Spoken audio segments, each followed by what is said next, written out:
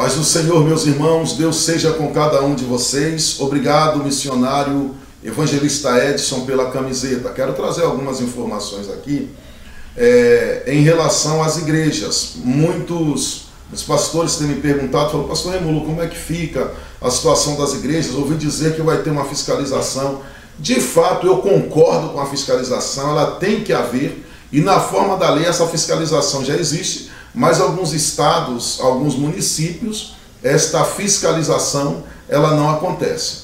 Sendo a igreja uma organização religiosa, uma organização de direito privado, uma organização que possui obrigações junto à sociedade, uma organização que não pode andar de forma inadequada. Então, nós precisamos trazer a atenção dos irmãos alguns fatos importantes no que diz respeito à igreja. Antes de você constituir o salão, a sala ou qualquer um outro local, é importante que você preste atenção à documentação necessária para que lhe evite problemas sucessivos.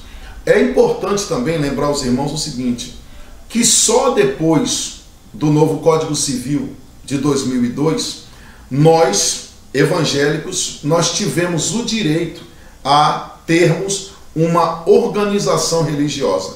Antes do Código Civil de 2002, nós não tínhamos um CNAE exclusivo para uma organização religiosa. Então, quando você queria criar uma entidade jurídica, você tinha que se sujeitar às três opções que o artigo 44 do Código Civil ele trazia para nós. E ele reza o seguinte, que são pessoas jurídicas de direito privados. Olha o que é que nós tínhamos que nos enquadrar. Eram as associações, as sociedades e as fundações. E aí no número 4, que nós tivemos uma alteração, que foi as organizações religiosas, que veio de acordo com a lei de número 10.825, de 22 de dezembro de 2003, surge a organização religiosa.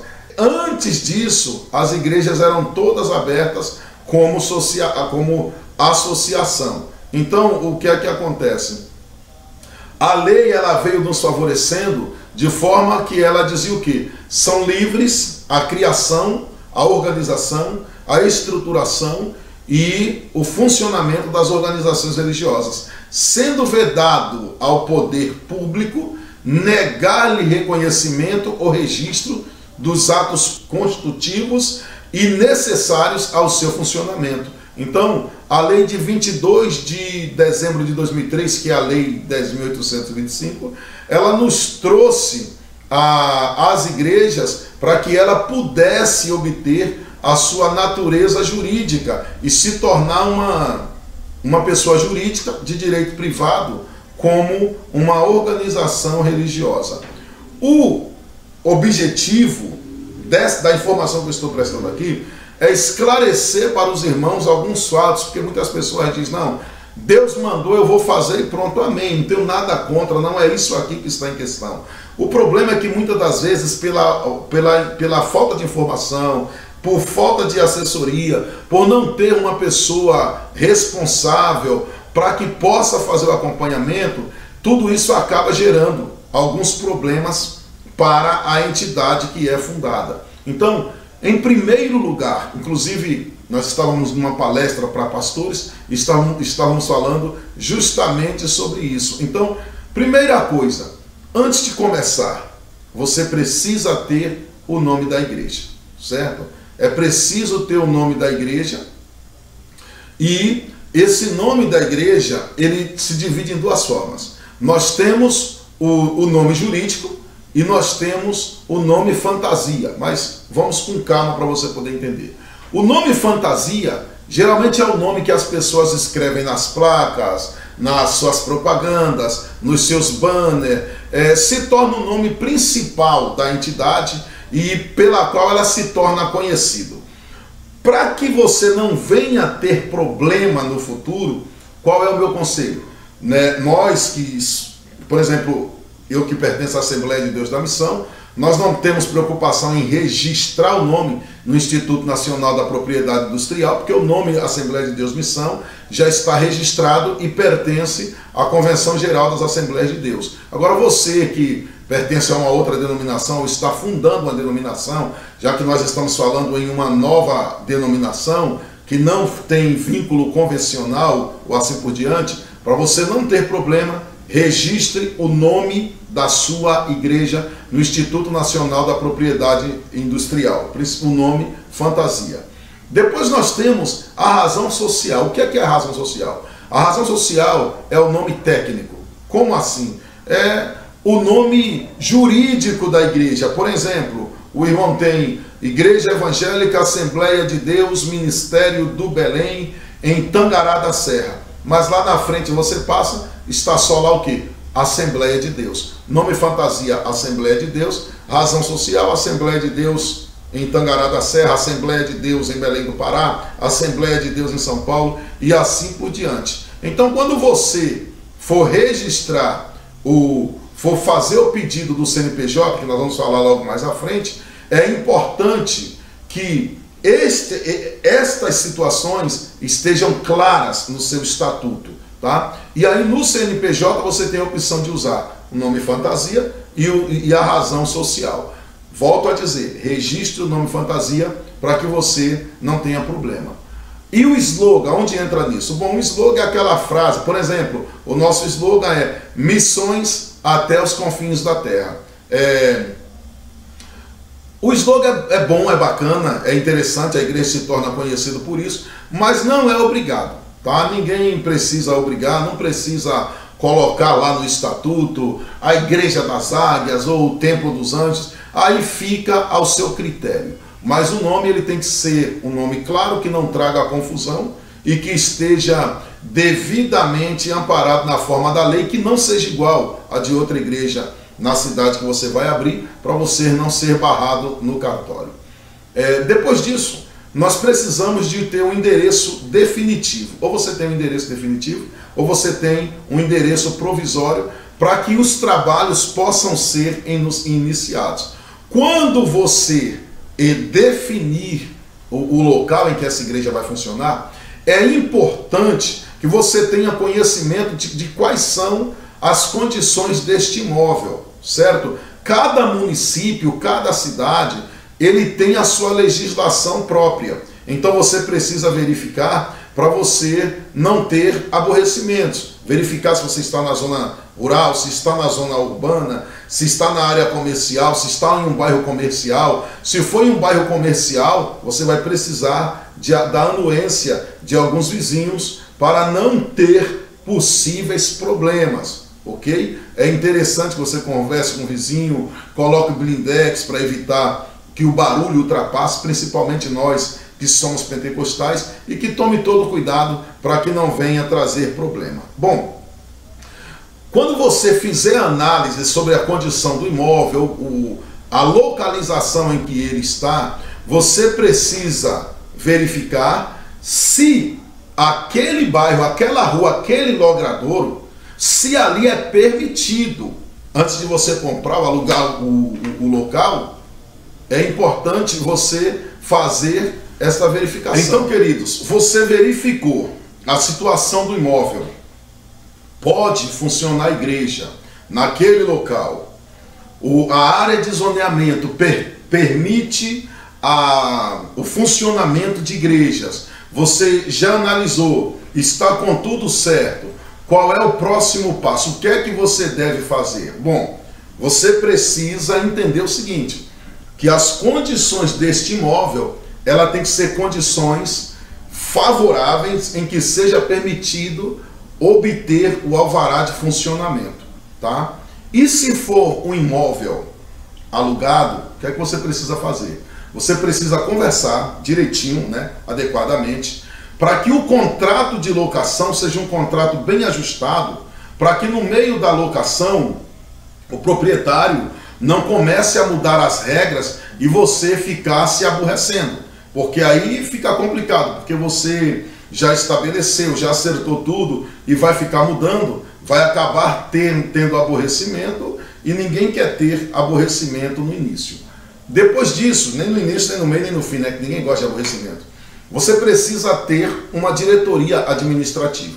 Essa diretoria administrativa, você precisa fazer a escolha das pessoas que vão fazer parte desta organização religiosa, dessa igreja, e depois que formar essa diretoria, você vai precisar fazer a reunião, né, para poder abrir a votação para dar posse às pessoas escolhidas. Aí, muitos irmãos falam assim: ah, pastor Remo, me falaram que eu preciso ter presidente, vice-presidente, primeiro secretário, segundo secretário, primeiro tesoureiro, segundo tesoureiro, o primeiro conselheiro fiscal, o segundo conselheiro fiscal, para que eu possa abrir. Bom, você precisa entender o seguinte: em parte é verdade e em parte não, né? Porque o nosso Código Civil, ele sofreu alteração. Eu vou falar disso daqui a pouco, vou esclarecer os irmãos.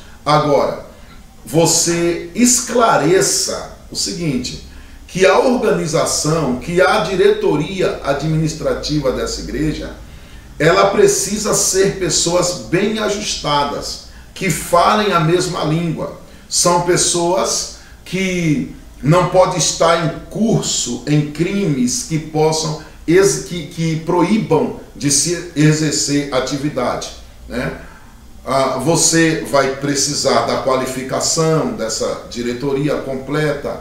O interessante é que cada um forneça a cópia de cada documento, faça um edital de convocação, né, para que faça a ata de fundação da igreja, e a igreja comece a funcionar. E aí, nesta assembleia, você vai dar início à constituição oficial da igreja. Essa ata oficial vai precisar ser lavrada numa ata que também terá a eleição das pessoas que são indicadas, porque precisa entender assim: a pessoa não pode simplesmente chegar e dizer, não, vou fundar aqui, eu sou fulano e tal. Você precisa abrir a eleição para que se torne uma coisa assim democrática, né? Para que todos possam ter a devida participação. Então, leva o livro ata, né? Faz esse edital, acerta todas as coisas, e aí então parte para a parte da documentação. Vocês vão ter que discutir o projeto da igreja, como é que a igreja vai trabalhar. Vocês vão ter que fazer um documento que vai nortear os preceitos dessa igreja, que é justamente o que o estatuto faz. Então, para isso, vai fazer a ata de fundação e constituição, vai ter que abrir a votação para que possam votar a respeito do estatuto social, que vai ter que ser constituído, e também vocês vão precisar fazer um regimento interno, que geralmente aí o prazo mínimo que as instituições colocam são de 6 meses para a elaboração do regimento interno.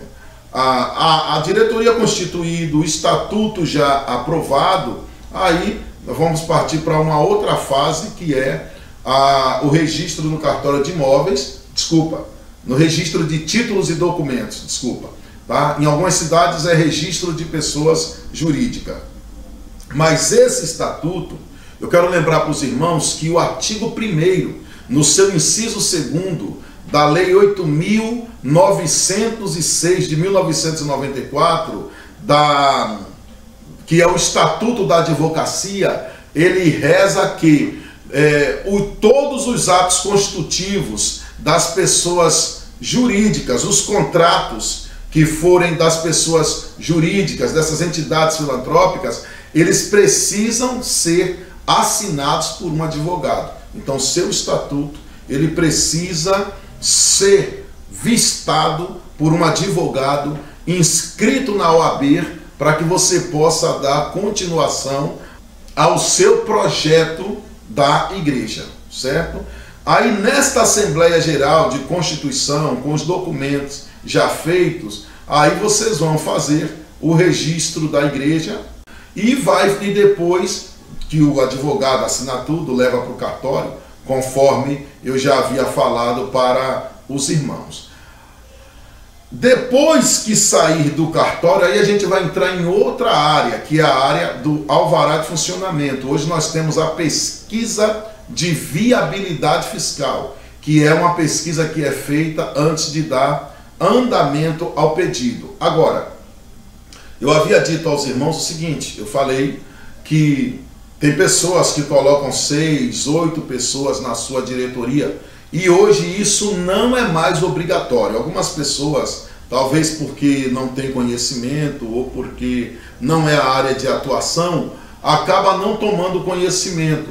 Hoje existem estados, por exemplo, que você pode registrar o estatuto com 2 pessoas, o presidente e o secretário, ou presidente e secretário e tesoureiro, ou presidente e tesoureiro. O que importa é que cada situação fique devidamente esclarecidas em nome do Senhor Jesus. Amém? Então, estas são as informações iniciais para que você possa entender o que é a organização religiosa, o que é a igreja. Então, irmãos queridos, dando continuidade à nossa conversa, depois eu estou à disposição dos irmãos que quiserem esclarecer algumas dúvidas. Então, eu preciso de 6, 8 pessoas para compor a diretoria? Não, não precisa. Antes da alteração do Código Civil, era necessário porque a igreja, como eu expliquei, ela não tinha um CNAE próprio. Ela era uma associação, e como associação se fazia necessário. Hoje ela é uma organização religiosa. Então o presidente e o tesoureiro com certeza dá conta, em decorrência da alteração do Código Civil, né? Já se pode ter 2 pessoas na diretoria. Há outros irmãos que às vezes nos pedem informação, e quando nós damos a informação, eles ficam discutindo com a gente. Eu pertenço a uma convenção, a um conselho de pastores, e o conselho de pastores, a convenção me deu uma carta autorizando o funcionamento da igreja em que eu sou presidente. Em primeiro lugar, você não é presidente de instituição, porque juridicamente ela não existe. Como que ela não existe? Porque as convenções, irmãos, ou associação, ou conselho de pastores, ou conselho de igreja, eles podem auxiliar os seus confederados, eles podem prestar alguma informação, ajudar espiritualmente, mas nenhuma convenção, nenhum conselho tem poder jurídico para autorizar o funcionamento de uma igreja ou não. Quem autoriza o funcionamento da igreja são os órgãos constituídos nesse país, que é a Receita Federal, a Prefeitura Municipal, a Receita Municipal, a Vigilância Sanitária, o Corpo de Bombeiros nas cidades que são exigidas, são os órgãos que autorizam ou não o funcionamento da igreja. Portanto, se tiver algum pastor, algum líder me assistindo, que não possui a documentação da igreja, não tem CNPJ, recebeu uma carta de autorização pela convenção e a convenção está lhe dando o direito para que você funcione a igreja, saiba que isso aí está errado. Você não tem nenhuma garantia legal de funcionamento da igreja e a qualquer momento, a igreja pode ser interditada pela prefeitura ou por outro órgão de fiscalização. Por isso é importante que a igreja tenha documentação, mas como a convenção, ela só pode autorizar o seguinte, ela pode estabelecer da seguinte forma: se esta convenção estiver no seu estatuto social a realização de cultos, certo? O funcionamento com realização de cultos, e esta convenção se tornar mantenedora de uma determinada igreja. Aí sim, esta convenção pode, porque ela, tecnicamente, ela é uma igreja, certo? Agora, se você se filiou numa convenção e a convenção lhe deu uma carta de autorização e não tem documento, cuidado, você está no estreito. Existem pessoas que até chegam e dizem, não, a igreja aqui está toda regularizada, eu estou usando o CNPJ da convenção. Irmãos, veja bem, eu não quero dizer que a convenção não tem valor, tem muito valor. Tem muitos trabalhos sérios e que merecem destaques no cenário nacional. Agora, as igrejas precisam trabalhar de forma correta. Se a convenção não é, se a sua igreja não é órgão fundado pela própria convenção, a convenção não tem o objeto de cultos, de realização de cultos no seu estatuto social, e você não tem uma ata de fundação atrelada à convenção, você não pode usar o CNPJ da convenção. O CNPJ da convenção é dela, é como o meu CPF. Uma outra pessoa não pode usar o meu CPF. Então, o grande problema é que muitas igrejas não têm CNPJ, se associam a uma determinada convenção e dentro dessa associação eles saem usando o CNPJ da convenção sem possuir nenhum vínculo. Apenas o pastor lá é vinculado e ele sai utilizando como se a igreja que ele preside fosse órgão exclusivo da convenção. Isso aí é totalmente irregular. Toda instituição ela deve possuir o seu próprio CNPJ, exceto as novas filiais que não têm condição de se manter, que isso aí é matéria para outro dia. As filiais que não têm condição de se manter, mas está atrelado para uma igreja mãe, está devidamente constituída, com seu alvará, aí pode utilizar o CNPJ da matriz. As pessoas dizem assim, mas a filial não precisa de CNPJ. Não precisa o seguinte, se ela não se mantém, se ela se manter, ela vai ter que ter um CNPJ. Agora a sede que está norteando essa filial precisa ter todos os registros dela, a ata de fundação da filial, os dados do dirigente, o livro de movimento de caixa, tudo certinho para que na hora que comprovar que aquela igreja não se sustenta, não venha a ter problema. Muita gente pensa que porque tem uma carteira de pastor, ele pode simplesmente sair abrindo uma igreja. Abrir uma igreja, irmãos, é preciso chamado e vocação divina para isso. E há outros que dizem, eu não fui ordenado a pastor, então não vou abrir. Aí arruma alguém para ungir, às vezes divide um trabalho já existente, tira a placa de um, coloca o outro e passa e tudo dá certo. Isso pode até dar certo, parecer legal, mas não é a forma correta de agir. Um outro engano que as pessoas cometem é que a igreja não precisa declarar nada. Está errado. A igreja, por ela ser isenta de tributação, ela não está isenta de apresentar suas contas à Receita Federal. A igreja, ela precisa prestar conta para que seja verificado, se houver uma fiscalização, como esses recursos estão sendo gastos, a igreja precisa estar resguardada quanto a isso. Por isso a igreja precisa enviar as suas declarações. Até porque, para ela ter direito à imunidade, elas precisam atender os requisitos legais. Como, por exemplo, ela não pode remunerar os seus diretores, não pode remunerar os seus dirigentes, presidente, secretário, tesoureiro, vice-presidente. Pelos trabalhos prestados, eles não têm que ganhar nada para que a igreja seja imune. Não estou me metendo na sua igreja, não. Se você assalaria ou deixa de assalariar, o problema é seu. O que eu sei é que na forma da lei, para que a igreja seja isenta, ela não pode assalariar nenhum dos seus diretores. A igreja precisa aplicar tudo que ela arrecada na manutenção dela e no desenvolvimento das atividades sociais. Se fulano aplica ou não, aí já não é comigo, é ele a Receita.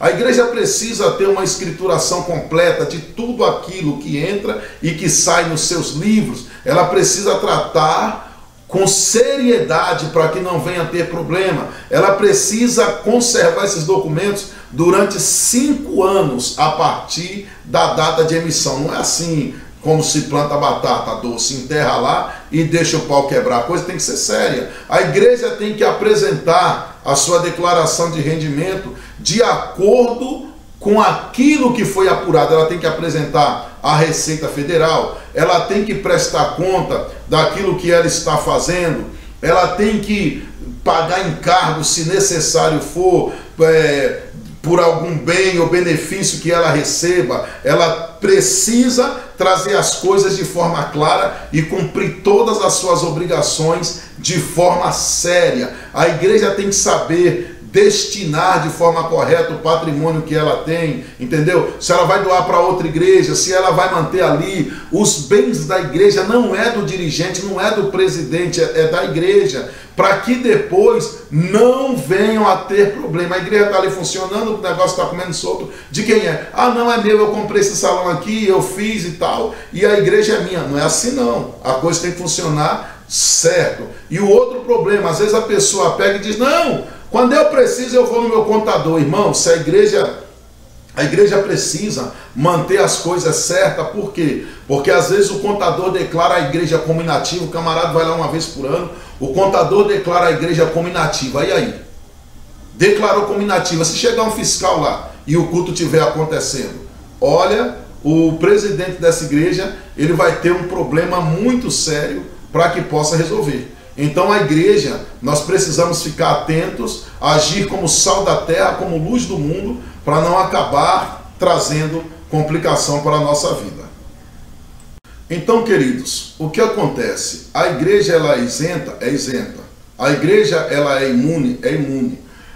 A lei garante isso para a igreja. Agora, a igreja ela tem que tomar cuidado, porque se ela não adotar as precauções cabíveis, ela pode perder a condição de isenta, e aí os órgãos governamentais exigirem a tributação retroativa dos últimos 5 anos. E aí esses valores eles podem vir a ser absorvidos pela igreja, e aí, meu amigo, vai ter retenção de imposto de renda, INSS,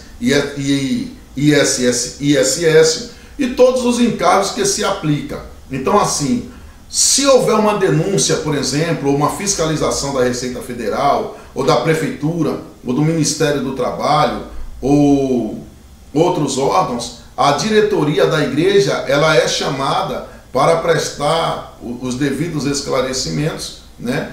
E os cofres públicos, se a igreja agiu de forma errada, não se portando como uma organização social, ela vai ser tributada. E os rendimentos, os recolhimentos, os impostos, eles vão ser atualizados monetariamente e tudo vai ter que ser pago. Já imaginou que situação?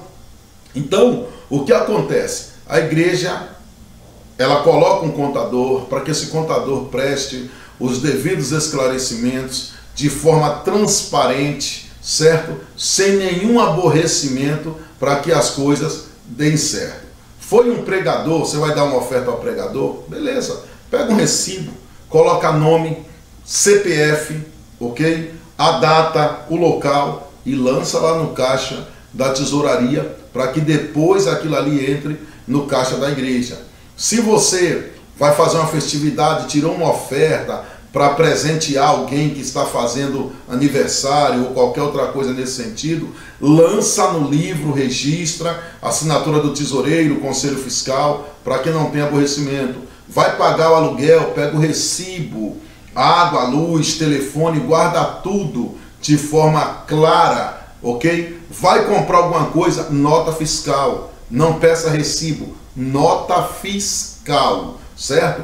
Vai contratar uma empresa, pega o contrato de prestação de serviço, peça a nota fiscal para a empresa. Somente com a nota fiscal você está resguardado que se trata de um prestador de serviço.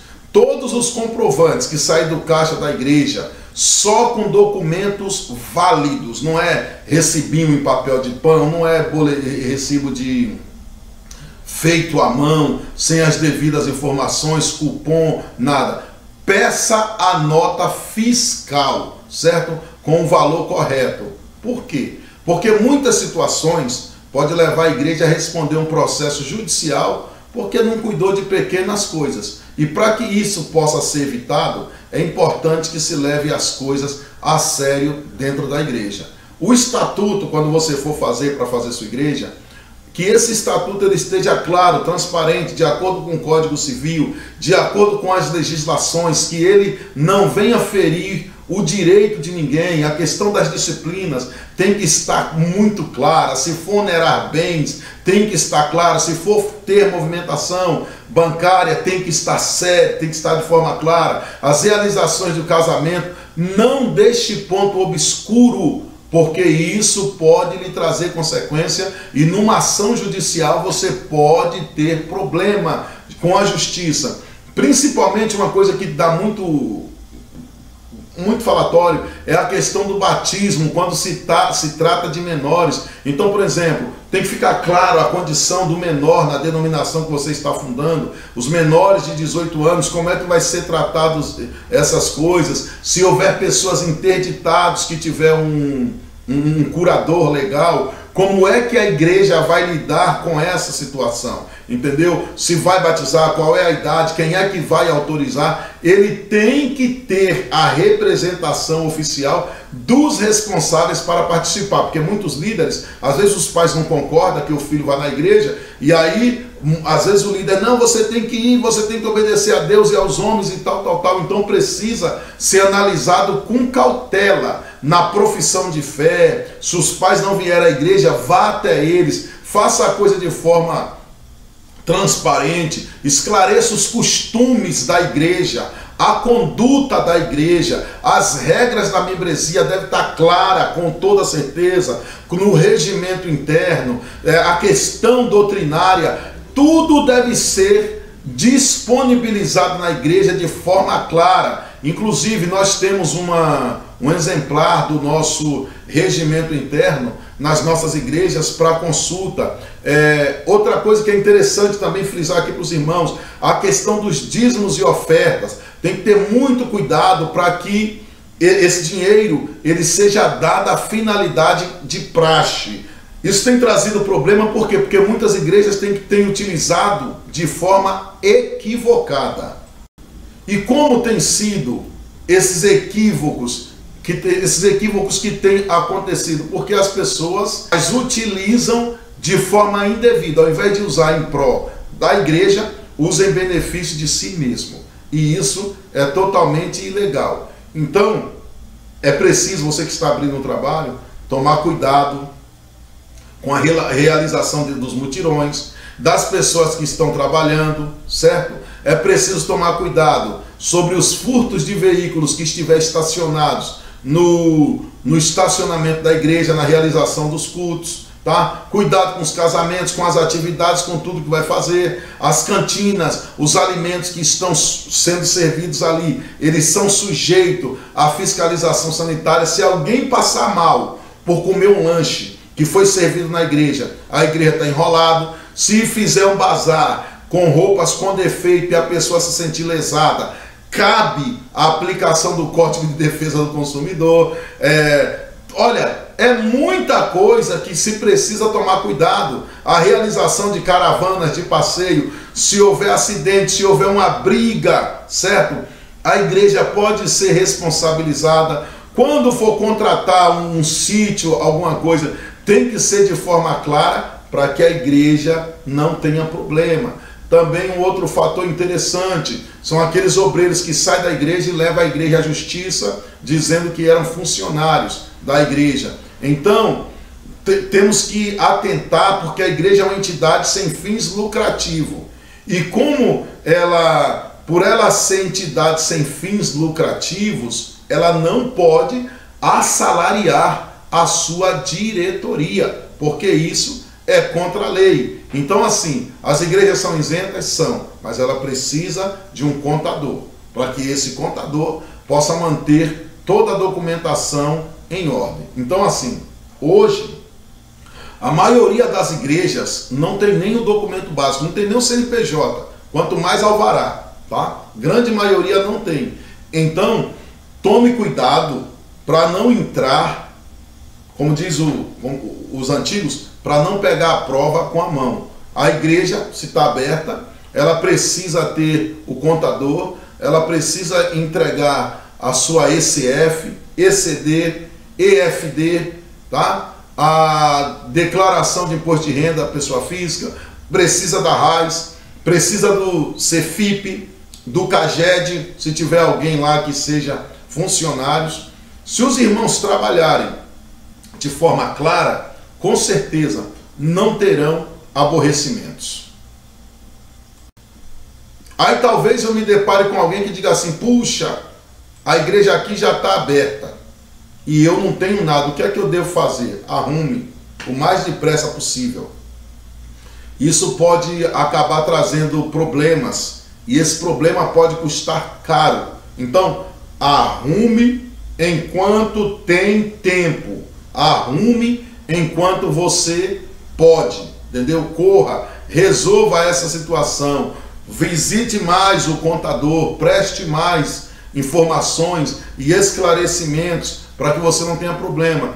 Ah, mas a igreja minha não tem nenhuma movimentação no CNPJ. Tá certo, não tem movimentação no CNPJ, então o contador vai fazer a declaração e vai comunicar o fisco através da DSPJ, ele vai declarar que a igreja não está tendo movimento. Agora, tome cuidado, porque a igreja ela só é inativa quando ela não tem nenhum movimento operacional ou financeiro durante o ano inteiro. Então tome cuidado para não mandar essa declaração e não ter problema. Como assim? A igreja, por exemplo, pagou um aluguel, pagou a luz, pagou a água, fez um depósito bancário, recebeu um depósito bancário. Então essa igreja ela não é inativa, certo? Então tem gente que quer administrar por si só e às vezes não tem conhecimento de causa e o barato acaba ficando caro. Então a melhor coisa é procurar o contador. Por quê? Porque se você não entregar as declarações, vão receber a multa. E essa multa, ela pode variar os valores, que pode ser por os meses de atrasos. Eles vão, de alguma forma, vão enquadrar como infração e haverá um ônus para a igreja. Tá? Então, como muitas igrejas, elas não enviam, acabam sofrendo consequências. Então, se você quer regularizar a igreja, se você tem dificuldade e precisa de ajuda, a nossa convenção pode ajudar você com isso. Consulte um dos nossos representantes nos estados participantes e com certeza estaremos à disposição do reino de Deus. Nós temos um corpo jurídico, temos um corpo de contador que pode te ajudar com essa situação. Que Deus abençoe, que Deus te guarde e até a próxima, se o Eterno assim nos permitir, em nome de Jesus. E todas as perguntas, todos os questionamentos que não foram abordados aqui, eu vou responder. Obrigado, fiquem na paz de Cristo.